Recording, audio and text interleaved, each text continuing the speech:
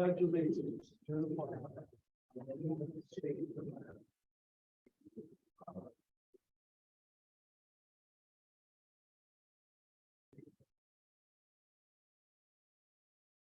Greet your neighbor.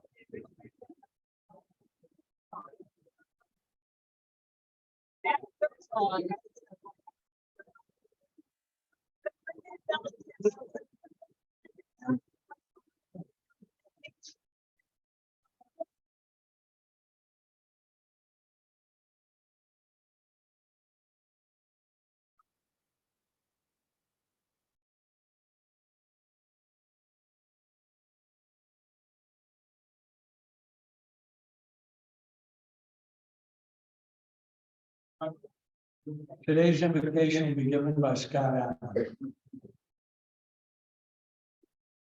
Let's bow, please. Our Heavenly Father, we are so grateful. We're so fortunate. And for that, we are grateful to be able to live and work and serve in a community like Wooster. May we take our responsibility for that seriously. In your name we pray. Amen. Welcome. I would have bet that the crowd would have been very small today with the weather and everything, but this is fantastic. So I'm sure it must be our fantastic program that got you all here. I hope you're all enjoying the snow. We haven't seen too much of that this winter. I suppose that's a blessing for a lot of people, but the ski resorts probably aren't too happy. This week's mystery item is on the board. I'm not even going to ask if anybody knows what it is. I'm just going to tell you. This is a sign that my dad took off the wall of a barracks in Patton's Third Army in Bavaria after World War II. We all know what a stickler George Patton was, and you can see the fines for non-compliance. You should know that the average pay of a private in World War II was $50 a month. So if you didn't salute, it would cost you a month's pay. The sign must have not been very popular with somebody, because you'll notice on the left side, there's a bullet hole. So, and that looks like a 45 size bullet. So I just thought that somebody shot it off the wall, I'm sure. So I just thought you'd find that interesting. That is a real sign. I don't have a signed certificate of authenticity, but I know it was real. I know it's real. Secretary Lynn and the Secretary's report. Thank you, President Greg. Seth Buckwalter has the traveling microphone, and we'll start over on the right with Terry Snodden. My guest today is Dr. Andy Michael, and he is the newly appointed Associate Dean and Director of the Wooster Campus, the College of Food, Agriculture, and Environmental Science, and he's also a professor in the entomology department. Merle Stutzman. My guest is Dylan Kaufman. He's the commercial manager with Wooster. Chad Borman. My guest today is Lynette Madison. She is a freelance writer in personal care. Karen Berry. My guest today is Tiffany Kestner, the new CEO of the County Food Center. While we're on Karen, we thank you for your service to Rotary. This is Karen's last meeting, and she's retiring. So congratulations, Karen. Kathy McConnell. My guest today is Jill Monroe, who is new in our office in the role of Associate Director of Community Engagement. She is not new to the college. She's been there for 16 years, nor is she new to Rotary, because her daughter went on a short-term exchange program. Happy to have her here. Thank you, Seth. And we do have 3 announcements from the podium. Lee King, Doug Druschel, and Joyce Schmitz.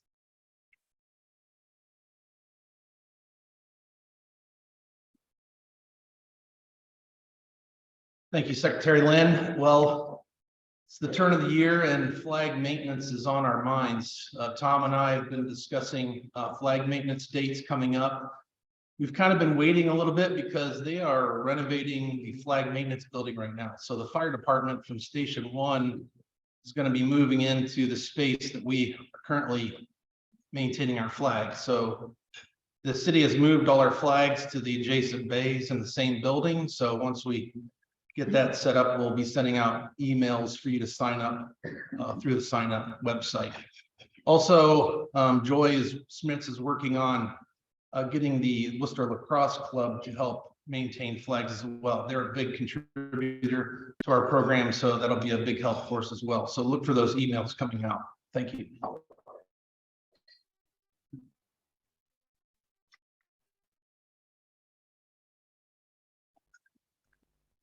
Very good. Our table, Probably deaf. for as long as I can remember, Rotary has been a sponsor of the Great Decisions program, which brings in interesting speakers on foreign policy topics. On your tables, there are some flyers that give you some information on this. We'll try to send it out electronically also. But we'll see this year's set of speakers is pretty interesting. And if you're talking about foreign policy, the obvious topic to be covered this year is the war in Ukraine.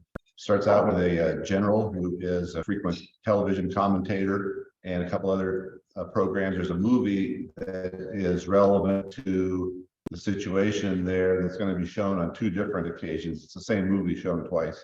So you could go each those times. All free and open to the public. Hope you can attend.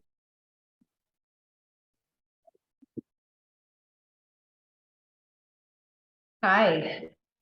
You are all cordially invited to spend the evening of Thursday, March 2nd, sipping and savoring a delicious and thoughtfully curated selection of wine from around the world, poured by some of the biggest celebrities in our club. This tour de monde will take us through Chile, Italy, Australia, and beyond. It's globe-trotting for your senses. And perhaps more importantly, it's an opportunity to expand our view of the world and integrate more into the community. So there's no need to worry about proper wine etiquette or pretense. Additionally, Brian Boyer will be sampling bourbons and hors d'oeuvres will be served, so there will be plenty for everyone to enjoy. Come for some fun and to socialize and share tasting notes with members and guests. So we encourage everyone to bring guests. Anyone who enjoys wine or bourbon, who likes to travel the world, or who wants to know more about Wooster Rotary. And because bringing people together is an important precursor to the work that we do in the community and abroad, we are thrilled that there's no charge for anyone attending. In fact, for every non-Rotarian guest you bring, 1 raffle ticket will be entered under your name into a raffle for a chance to win a bottle of your favorite beverage from the night to take home. This is all happening at Greystone Event Center on Thursday, March 2nd. This week, you'll be getting an email invitation and we'll ask that you RSVP by February 15th. And that's it. We're looking forward to a great night. See you March 2nd. Thank you. Now, those are 2 great events. I hope that all of you can put the Great Decisions down. Rotary's been a long time sponsor of those, and it's just very good. And these topics couldn't be more relevant than they are and how timely. And those 4 speakers are pretty fantastic. Also, our wine tasting, I hope you all can come and bring somebody. We'd just love to overwhelm Greystone with people that night. I assure you we won't run out of wine. It's welcome to our 2 exchange students. Great to see both of you, plus Andy, Tiffany, Dylan, Jill, and my very own daughter-in-law, Lynette. Glad to see her here. Chad, thanks for bringing her. Appreciate it. This time, we hope you all enjoy the program and our fellowship today, and Mary Beth will introduce our speaker.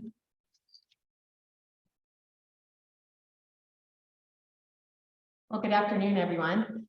It's a pleasure to be here today and to have Melanie as our featured speaker. More than 10 years ago, I think it was, Mark Abel had approached me and asked me to represent Eastern Wayne County on the Wayne County Community Foundation trustees. And that was a quick decision for me because I couldn't think of a more worthwhile organization that contributes to so many amazing organizations and impacts Wayne County in such a positive way. So it's been my honor and privilege to serve as a trustee. Frank was there when I first started, and now we're happy to have Melanie, who celebrated her 1-year anniversary at the foundation in January. So we're excited about that. Melanie Garcia is the executive director of the Wayne County Community Foundation.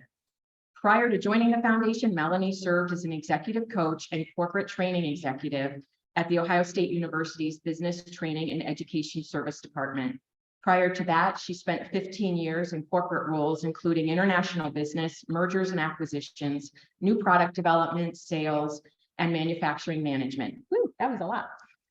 She serves on the boards of Wayne County or Wayne Center for the Arts and the Shantz Organ Company. In addition, she's been actively involved in the College of Wooster's Friends of International Students, Junior Achievement, the Orville Area Chamber of Commerce, and the YMCA of Wayne County. Melanie holds a Bachelor of Arts degree in International Relations from Miami University and an MBA from Ashland University, the Harvard of Ohio, by the way, I must say.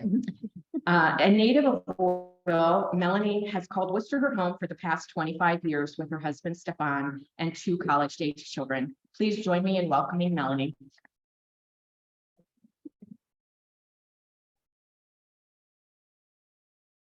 Thank you, Mary Beth. When Doug Druschel asked if I would speak today, I was a little concerned because since the Community Foundation has been around since 1978, and several previous directors are Rotarians and have probably spoken, I wondered what I could possibly tell you that you haven't already heard several times. So Doug and President Greg both gave me some advice to kind of pull back the curtain on the Community Foundation and share some things that people may not know. For instance, our investment policy, how we calculate the amount of money that's available to grant back to the community and so on. So I'm going to attempt to do some of that today. The foundation is complicated and there's a lot to talk about in a short amount of time. So I'll do my best to cover some things before Greg gives me the motion to get off the hook. Thank you. That's exactly what it does. So when I first started as the executive director about a year ago, people would come up to me and kind of shyly admit that they didn't really know what the foundation did. They didn't really understand it. And that it seemed a little bit exclusive and mysterious and kind of secretive. And that bothered me a little bit because after all, this is your community foundation. And it was built for the community, by the community, and you really should be able to know all about it. I didn't want it to be mysterious or secretive. That's certainly not anyone's intention. But to be fair, there are some secrets. For instance, I can't tell you what your neighbor has in her donor advised fund or where she makes her donations, what she supports. But there is a lot that I can tell you about the Community Foundation. And there are things that you can and should know about your community foundation. So I'm going to talk about some of those.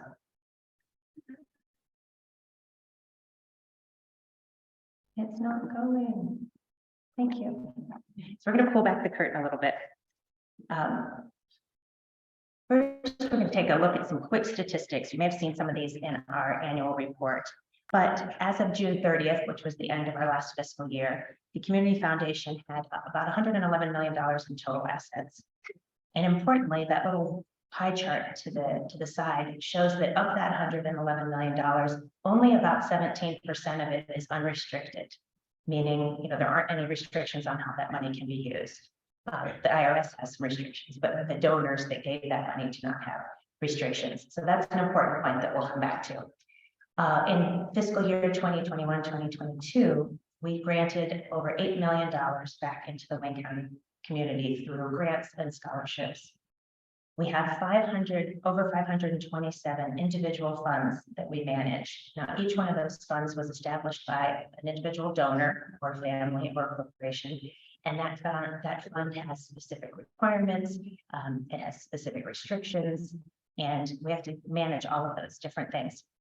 We awarded over $800,000 in scholarships to 277 different Wayne Countyans, whether those were graduating seniors or returning students, or even adults that were changing their career path or going back to school. Our team processed over $10 million in generous contributions from the community. And over the lifetime of the Community Foundation, we have given over $130 million back into the community in the form of grants and scholarships. I want to tell you a little bit about the team the small but mighty team that makes this the day-to-day operations of the Community Foundation go so smoothly. Our most recent employee is Emily Spielman. She's our administrative assistant and receptionist, and she has just been a ray of sunshine at our front reception desk. If you haven't had a chance to meet her, do come in and meet her. She's only been there since August, and she handles all of our bank deposits and enters the grant requests and so on. If you get a tax acknowledgement letter for a donation that you've made, that came from Emily. She maintains our database and helps with our grant reporting. So if you received a grant from us, she may follow up with you in a year to say, hey, how's it going? Can you tell us how the project went? Interesting thing about Emily is that she is an avid hiker and an amateur photographer. In fact, she photographed the cover of our annual report this year, and some of her photographs hang in our lobby. She's also a published author who wrote The Hiker's Guide to Wayne County. If you ever want to read that, I think you can get it at local roots. Barb Schlebaugh. Barb is our office and accounting manager, and she is absolutely the rock of our community foundation. She will be celebrating her 20th anniversary at the foundation this April. And I honestly don't know how the foundation would have survived all these years without her. She manages all of our accounting functions. She maintains the funds and their balances. She calculates the available to spend amounts that I'm going to tell you about in a little bit. All of our audited and 990 forms. She literally knows everything there is to know about the foundation. She doesn't even need to look things up. It's all right here, which is extremely helpful to me. Interesting thing about Barb, she was born and raised on a farm in Ashland County. And I think that work ethic that she learned from being raised on a farm is very apparent in her work every day. Very lucky to have her. Lacey Neal is our program manager. She was a hire that Frank made in 2011, and we're very grateful. She is fantastic. She handles not only all of our marketing, creating all of our pieces, our website, our annual report, any marketing pieces like the ones you see on your table. She also maintains our website, our social media calendar. In addition to managing 150 different scholarships and all the people that serve on those scholarship committees, which is literally thousands of people, getting them all together and getting all the applications out and just managing that whole process every May. She also administers the Women's Fund and the Give 365 program. And she is actually, her fun fact, she's trying to learn Swedish because her husband is from Sweden and she'd like to be able to talk to her mother-in-law. And last but not least, me. I do sometimes think I'm the least important person at the Community Foundation, given the knowledge and the expertise of everyone else on our team. I've been there 1 year, almost exactly. And my main responsibilities are just doing things like this, increasing the public awareness of what the Community Foundation is and what it can do. Also to work on increasing the number of unrestricted funds that we have under management. And I'll talk a little bit more about that in a minute.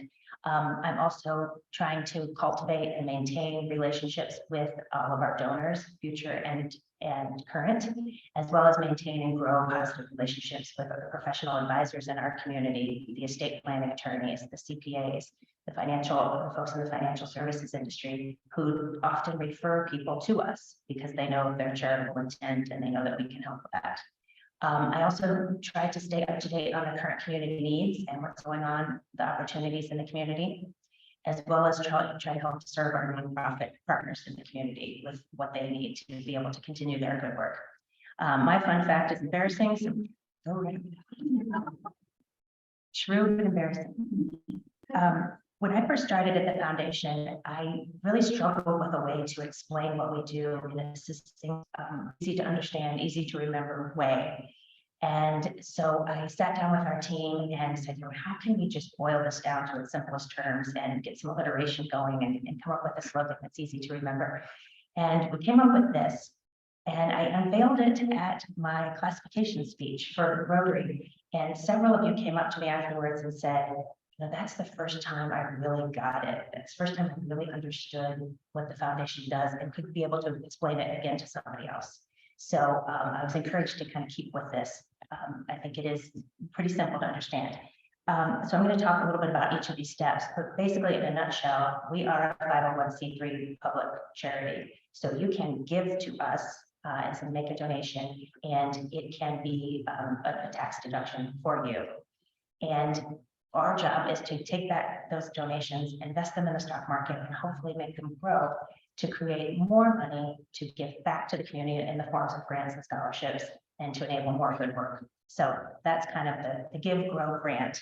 And we're going to talk a little bit about each of these in a little more detail. And one of the things that Greg suggested I do is have a bunch of did you know facts about the foundation, which I thought was a great idea. And so some of these did you knows are all about the give portion. One thing that a lot of people don't realize is that anyone can make a donation to any fund at the Community Foundation, whether you established it or whether it's been established for decades. So any existing fund, you can access it on the Make a Donation tab of our website. You can search by keywords. So for instance, if you have a friend who loves nature and maybe they have a significant birthday coming up this year, you want to make a donation to a fund that does the kind of work that your friend might appreciate. So you could look in the search function under nature or parks, and several different funds would come up that might be a good fit. The Oak Hill Park Fund, the Friends of Wooster Memorial Park Fund, the Kilbuck Watershed Land Trust Fund. All of those are things you could make a donation to in honor of somebody or in memory of somebody. So anyone can make a donation to any fund at any time. You can donate any amount you'd like. It can be $1.50 in change. It could be $1 million. It could be anything in between. Those donations can be a one-time donation, or you can even set up recurring donations on our website. We have one very sweet lady in Worcester who sends a $10 check. It's an automatic $10 check from her bank account every month for the Christmas Run Park Front, because she gets such joy out of seeing the children walking to and from the pool and hearing them splashing and laughing all summer long because she lives near the pool.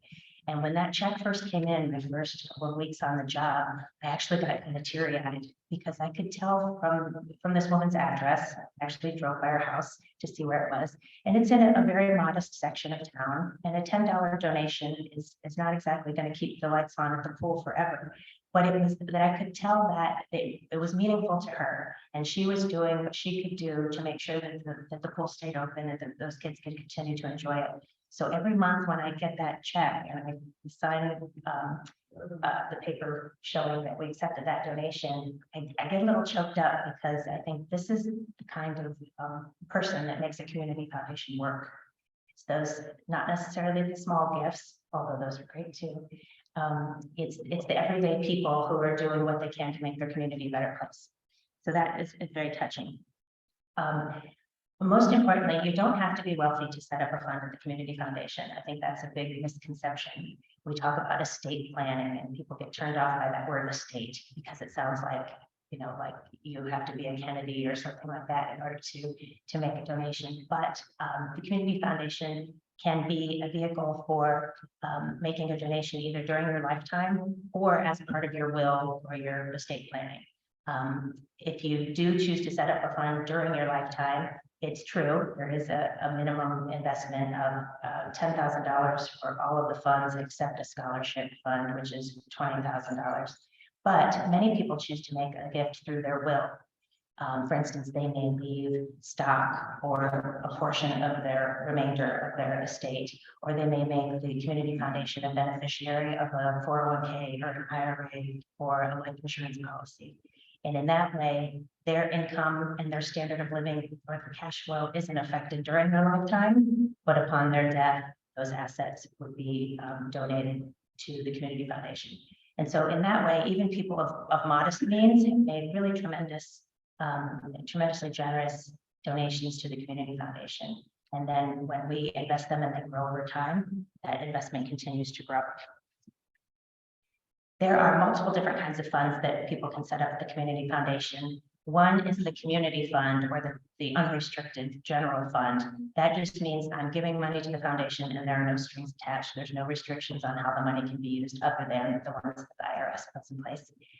There are donor or corporate advised funds, which are established by either an individual or couple in the case of a donor advised fund, or by a company in the case of a corporate advised fund. And those are used for people to make their suggestions to where they'd like money to go throughout the course of the year. A field of interest fund just has a kind of a minor restriction on it, and it would just be for money to be used for a field of interest of that particular donor. So it could be anything related to parks and nature preservation, for instance. Or it could be a geographic field of interest, like this fund can be used for any project in the city of Rittman, or the city of Kidron, or the village of Apple Creek.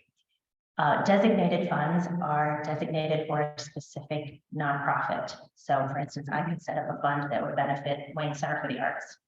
And that organization would benefit from that. Scholarship funds are pretty self-explanatory. I do want to point out that not all of our scholarships are for 2- and 4-year colleges. We also have scholarships for certain professions, like if someone wants to become a firefighter.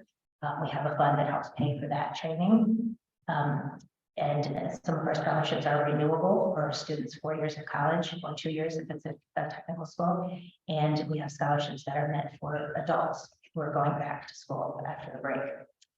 We also have agency funds, and that's where a nonprofit sets up the fund for themselves. So for instance, 180 or the Boys and Girls Club may set up a fund that they use for their long-term savings goals or as a long-term endowment. Now the grow portion, anyone who's established a fund in the community foundation wants to see it grow over time. So we do that by investing the funds in the stock market, and we work with a professional investment management company in Cleveland called Clearstead. And in addition to that, we have an investment subcommittee that's made up of our trustees who are from the financial services and estate planning fields. So they are experts in their field, and they help kind of keep the Clearstead people on task. Our goal is to aim for steady growth over time. So we are relatively conservative investors, and we aim for about 6 to 7% growth per year.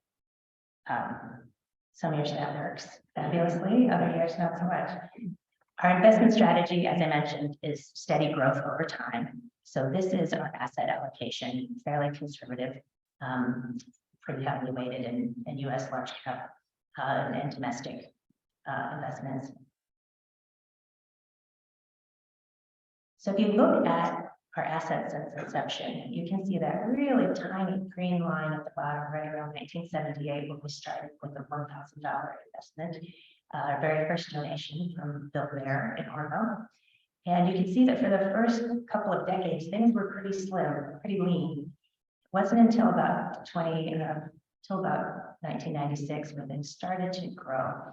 And that was based on both increased donations as more people learned about the community foundation and wanted to be part of that. But then things really took off in the 2000s, and you see a huge jump between 2016 and 2021, when a time when stock market performance was great. And we also had the rock star of fundraising, Sally Patton, in the position, and the assets doubled. Sally is modest, and we always say that it was purely the stock market, but anyone who knows her knows that she's being modest. And if this were updated, you would probably see a little drop off at 2021 and 2022. So there has been, as all of you who have 401ks and IRAs know, there's been a little drop off in market performance in the last year. So we are down to probably about 115 million right now, which is not fun to see your fund take a nosedive, but we are the ultimate long-term investor, and so our investment strategy doesn't change much whether the market's up or down. We are here for the long haul, so we just ride our market waves and stay calm. So the last part of our Give Grow grant is the grant part. And as I mentioned previously, we've given about $103 million back to the community since 1978. We can only give money to 501c3 organizations, schools, churches, or government entities like a municipality, like the city of Orville or the city of Wooster. We have both permanent and non-permanent funds. So permanent funds are true endowments, meaning that we can never dip into the principal. We can't give away the principal, but we can use the earnings each year. Non-permanent funds could be exhausted down to a zero balance if needed. But the community funds that I talked about earlier, those unrestricted funds, those are mostly permanent endowments. So we cannot use the principal, just the earnings. And of all of those assets that we have under management, that roughly $115 million, only 17% of them are unrestricted. And those are managed by the trustees. Those community funds are the ones that we use when we do our competitive grant cycle each March and September. So if any of you have ever been on the board of a nonprofit or run a nonprofit and you've applied for one of those grants, you know that March 1st and September 1st deadline are for those particular grants. The money that we use to fund those grants comes from those community funds. But we can't just take the money out of those funds because they're permanent funds. We can only use what we call the available to spend amount. And so I'm going to show you how we calculate that because that's always been a big mystery. So pretend we have this fictitious fund, this fictitious community fund, and it has roughly $100,000 in it when we started it. So we would look at what the fund balance was at the end of the last 12 quarters. And so I listed some fictitious numbers here. Then we would take those numbers, there should be 12 quarters, add them up, divide them by 12 to get the average. And the average fund balance would be 115,500. Then we take 4.5% of that number, and that 4.5% is our spending policy. It is a way to make sure that the funds are continuing to grow, because if we're trying to average 6 to 7% market return, and we're only using 4.5%, there's that leftover amount that can stay in the fund and continue to make it grow over time. If we spent 6 or 7% every year, we wouldn't really be getting ahead. We'd just be cycling off the earnings every year and the fund wouldn't grow. So that 4.5% is a number that our trustees vote on, and they can adjust that if needed. But it's been pretty steady for the last couple of years, probably the last 6 or 7 years. So this fund, this fictitious fund, we would be able to spend $5,197.50 from that fund. We have multiple community funds, so we calculate the available to spend on each of those funds, add that all together, and that's the money that we have to use for those community grants, those competitive grants each year. So when people look at that, you have 115,000 or $115 million. How come you only spent a couple $100,000? That's why, because that is the unrestricted money that we have access to. Now, when I mentioned earlier that there are $8 million that we gave out in grants this year, that is the total of all the funds, the permanent and non-permanent funds, the donor advised funds, the agency funds, the designated funds, every different kind of fund we have. So you can see that we, the biggest category of grants that we fulfill are human service type things. And that partly because we were still in the tail end of COVID, and a lot of the organizations that needed our help were food pantries, organizations that were providing for those basic needs, food, shelter, getting transportation to get food to people, and so on. We also see that a lot of our funds are held in donor advised funds. And so people are using those funds to make their personal charitable donations. So you see that churches, for instance, that yellow wedge, a lot of money is given to churches. Most of that comes from people's donor advised funds. They are giving a donation to their own personal church, and we process that for them. One word about our trustees, as Mary Beth mentioned, she has been one for the last 10 years. Ron Holtman is one of our trustees emeriti. And one of the interesting things about our trustees is that our bylaws require that we have a certain number of trustees from each quadrant or each section of the county. So for instance, we have to have 5 members from Wooster. So you see that those are highlighted in yellow. We have to have 3 from Orville, 3 from Dalton/Whitman, 1 from each of the 4 quadrants.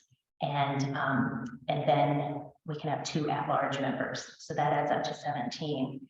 And I think what we have really tried to do is make sure that with that structure is that every county or every part of the county is represented. It does make things a little bit challenging when we have a board seat vacated, because we can't just choose anybody. We have to choose somebody from that same area to replace that. So we've got that requirement. Then we also are striving for diversity of age, gender, ethnicity, profession. So when you add all of those different qualifications in, it makes it really challenging to replace a board member and try to check all the boxes and have them represent the right area. So if you ever know of anyone who might be interested, do let me know, because we do keep a running list. Thankfully, our board members are very dedicated and they don't tend to leave, which is great. They're very dedicated and really enjoy the work that they do.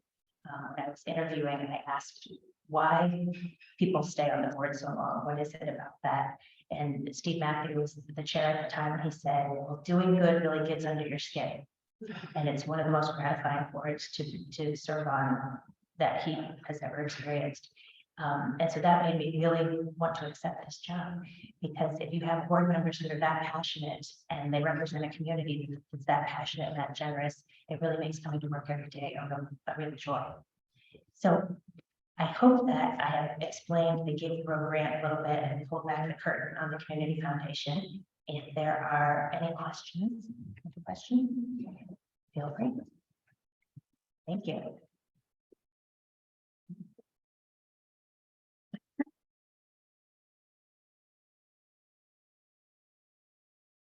Thanks, Melanie. I just want to know how far you have to spin to get the record.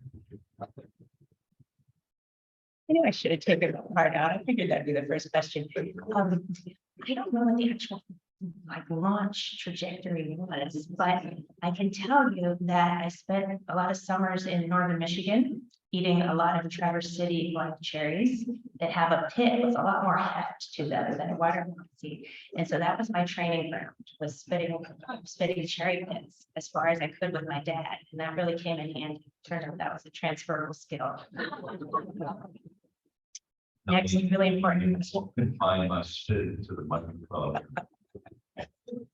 How many different grant requests do you receive each year, and how do you manage that there? Good question. So we have a couple of different grant cycles. One is the community competitive grant that happens March 1st and September 1st. And I would say the grants were a little down my first year just because it was COVID, and a lot of organizations that had asked for money and received it weren't able to fulfill they weren't able to do the program that they had planned on doing because of COVID restrictions. So we're starting to inch back up to pre-COVID levels. And I would say that last grant cycle, we probably had about 30 grant requests in that, say, September cycle for the Community Foundation competitive grants. We also help manage the Laura B. Frick Fund that is managed by PNC Bank, but they have us review the requests. And because they're in Cincinnati and they don't really have boots on the ground here, they rely on our recommendations. So then we review all of those as well. So sometimes that can be another 20 or 30. So that happens twice a year. We get about that number. We also have the Women's Fund, the Youth Foundation Fund, the Children's Fund, and the Give 365 Fund, all of which have their own grant cycles. So each of those probably get between 10 and 15 grant requests each year as well. So a lot. And we manage that currently by making lots of photocopies. We are and distributing those to our trustees for the community grants. Each trustee gets 1 or 2 of the grant requests to go investigate, and they're expected to go out, interview the nonprofit, maybe tour their facility, ask questions, and come back to the full board with a recommendation for whether or not we should fund it, and if so, at what level. And then we hash that out with the available to spend amount that we actually have, and I get to try to make all those numbers work. Yes. I just wanted to do a testament to the foundation, because I knew that many of you know my past unexpectedly last year.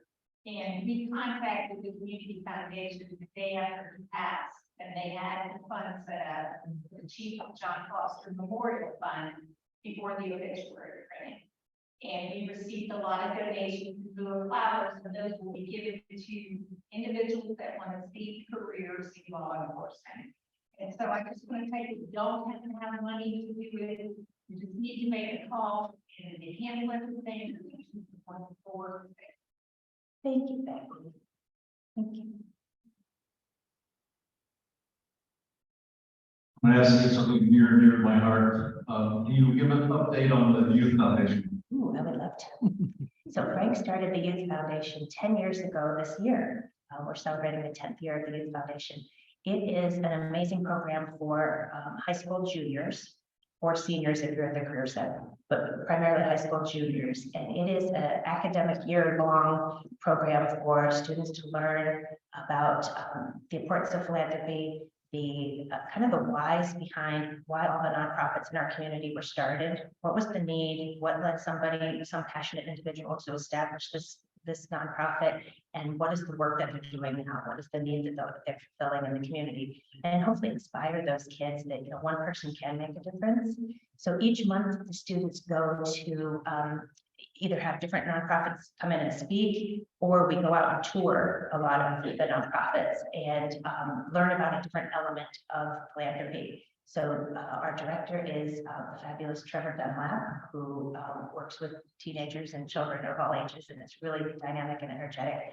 And he has taken a lot of Frank's original ideas for the Youth Foundation and brought them to life again. So that is terrific. He teaches them how to read a 990 form. He teaches them how the funds are invested. They play a little game, kind of like the available to spend. They have to figure out which organizations out of all the worthy organizations they can give their limited amount of money to, which is probably the most difficult part of our job.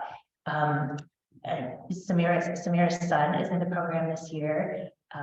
We have about 25 kids from all the high schools in the county, as well as a couple of homeschool kids. So if you have any kids that are going to be juniors next year, the applications open up February 1st. So we'll be sending letters out soon. And I believe they are due April 1st.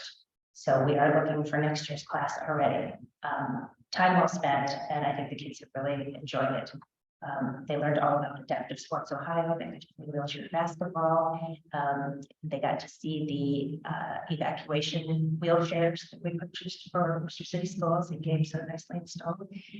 We practiced using them. They were trained on what to do in the case of an evacuation emergency if they have wheelchair-bound classmates. And just raise their awareness about students with disabilities in their school and people in their community. So really great bunch of kids, and they're doing great work. And thank you for founding that. You did well. Getting the hook.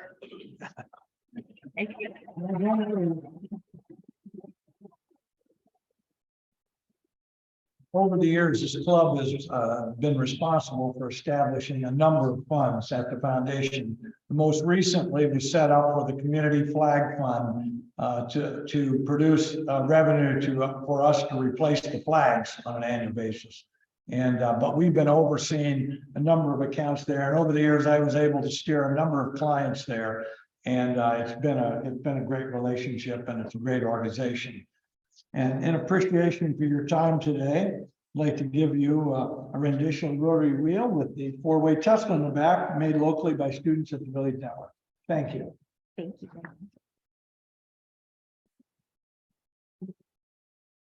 It's another reason why Wayne County is so great. We're very, very lucky. We have numerous organizations like this that benefit the way we live and how good we have it. Next week's program, we have our very own Lynn Mumma and Kristen Sampson, whose topic will be work-based learning. So we hope you have a safe week, and we'll see you next Monday. We stand adjourned.